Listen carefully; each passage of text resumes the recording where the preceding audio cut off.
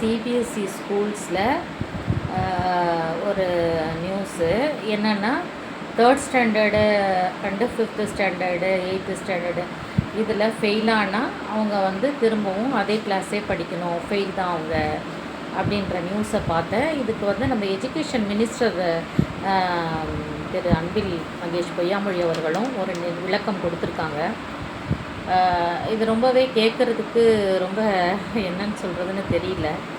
பெற்றோர்கள் வந்து ரொம்ப ரொம்ப இதுவாக இருக்கணும். அதாவது நம்ம சிபிஎஸ்சியில் சேர்த்து விட்டுட்டோன்னா பிள்ளைங்க வந்து ரொம்ப நல்லா வந்துடுவாங்க, கிளாஸ் ஃபஸ்ட்டு வந்துடுவாங்க, நல்ல ஒரு இதுக்கு போயிடுவாங்க அப்படின்லாம் ஒரு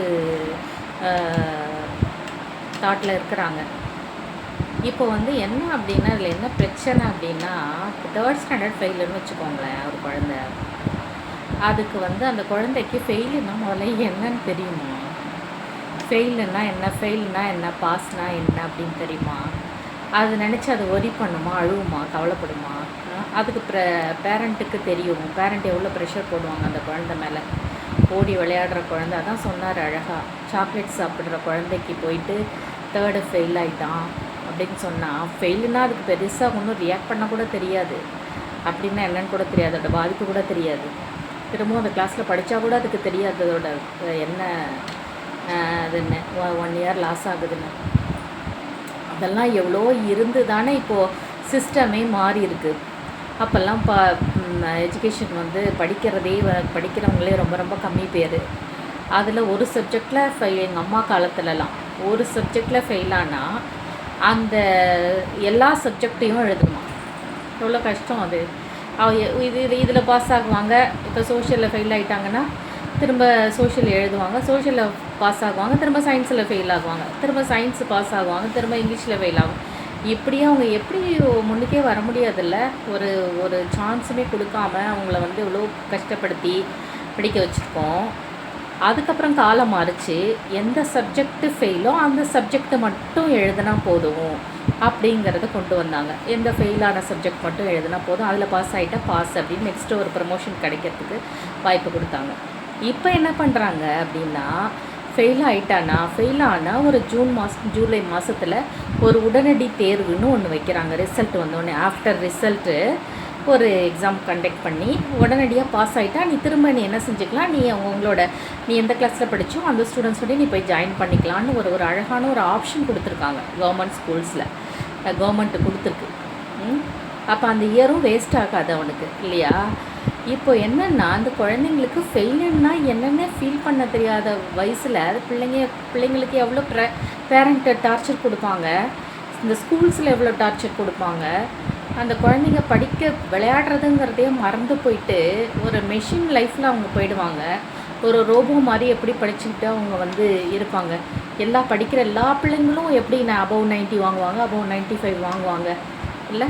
அதெல்லாம் சைக்கலாஜிக்கலி அவங்க வந்து எவ்வளோ அஃபெக்ட் ஆகுவாங்கங்கிறதே தெரியாமல் ஒரு சிபிஎஸ்சியில் வந்து குழந்தைய போட்டுட்டா வந்து குழந்தைங்க வந்து இவ்வளோ ஆகிடுவாங்க அவ்வளோ ஆகிடுவாங்கன்னு பேரண்ட்ஸ் நினைக்கிறது ரொம்ப ரொம்ப கஷ்டம்.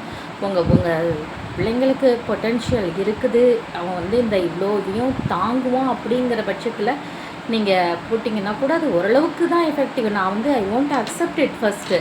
இதை எப்படி அந்த ஃபெயிலியர்ஸை வந்து அப் டு 8th வரைக்கும் ஆல் பாஸ் ஆக்ட்டு எஜுகேஷனில் அழகாக கொண்டு வந்திருக்காங்க. அது ஃபீல் பண்ண தெரியும். அந்த 14 வயசு வரைக்கும் உங்களுக்கு வந்து 13 வயசு வரைக்கும் 12 வயசு வரைக்கும் அதை ஃபீல் பண்ண தெரியாது. பெருசாக ஃபீல் பண்ணவே தெரியாது அவங்களுக்கு. அதனால் கவர்மெண்ட்டே வந்து எவ்வளோ சைக்கலாஜிக்கலாக அப்ரோச் பண்ணி கொண்டு வந்து 8th வரைக்கும் ஆல் பாஸ்ன்னு கொண்டு வந்திருக்காங்க. ஆல் பாஸ் மீன்ஸ் என்ன, படிக்க வச்சு தான் பிள்ளைங்க நல்லா படிக்க வச்சு தான் அது கிளாஸ்க்குள்ள இது எல்லாம் தெரிஞ்சிருக்கணும், எல்லா திறன்களும் தெரிஞ்சிருக்கணும்னு சொல்லிட்டு தான் கொண்டு வந்திருக்காங்க. இப்போ வந்து என்னென்னா ஒரு பெஸ்ட்டு காமெடி மாதிரி இருக்குது இது மாதிரி ஃபெயில் பண்ணுறது. இது வந்து நிச்சயமாக பேரண்ட்ஸ் வந்து கொஞ்சம் யோசித்து பார்க்கணும். உங்களோட ஆப்ஷன் எது வேணாலும் இருக்கலாம். சிபிஎஸ்சியாக இருக்கலாம், மெட்ரிக்காக இருக்கலாம், கவர்மெண்ட் ஸ்கூலில் இருக்கலாம், எது வேணாலும் இருக்கலாம். அது பிரச்சனை கிடையாது. உங்கள் குழந்தைங்களுக்கு நீங்கள் வந்து ப்ரெஷர் போடாமல் பார்த்துக்கணும். ஏன்னா அவன் ஓடி விளையாடக்கூட வயசில் அதை விளையாட்டே சுத்தமாக மறந்துடுவான். அப்போ லைஃப் லாங் யோசித்து பார்த்தா அவன் எந்த டைமில் விளையாடி இருப்பான்னு யோசிச்சு பாருங்கள். எந்த டைம் வந்து விளையாடுவான்?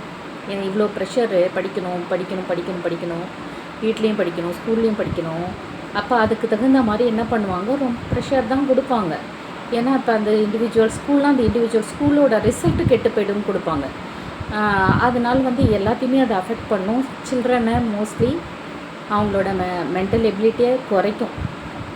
அப்போல்லாம் பார்த்திங்கன்னா எயித் ஸ்டாண்டர்ட் வந்து இங்கிலீஷ் நல்லா படிக்க கற்றுக்கிட்டவங்கெல்லாம் இன்றைக்கி பெரிய வேலைக்கு போயிருக்கிறாங்க இல்லையா? கிராமப்புறங்களில் 8th வரைக்குமே 5th வரைக்குமே சரிவர இங்கிலீஷ் தெரியாமல் இருந்தவங்க 8th போயிட்டு நல்லா படிக்க ஆரம்பிச்சுட்டு அப்புறமா மீனிங் புரிஞ்சு அதுக்கப்புறம் வந்து நல்ல லெவலுக்கு போயிட்டு பெரிய பெரிய ஜாப் ஹோல்டர்ஸாக இருக்காங்க. இப்போ அது மாதிரி ஒரு தானாக படித்து நமக்காக ஒரு முதிர்ச்சி ஏற்பட்டு அவ்வளோ வந்து கவர்மெண்ட் நல்ல ஒரு சொல்யூஷன் எடுத்து கொண்டு வந்திருக்காங்க.